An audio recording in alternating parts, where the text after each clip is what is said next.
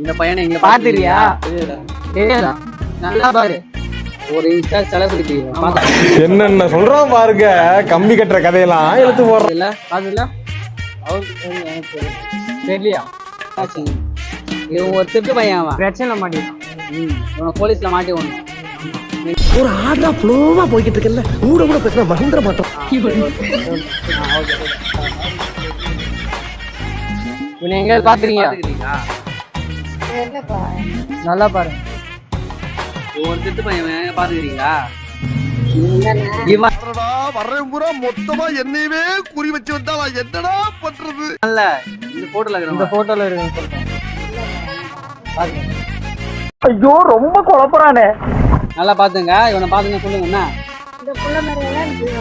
நான் ப்ரோ ஒரு அளவுக்கு தான் ப்ரோ எல்லாமே. சும்மா சும்மாலாம் நோண்ட கூடாது.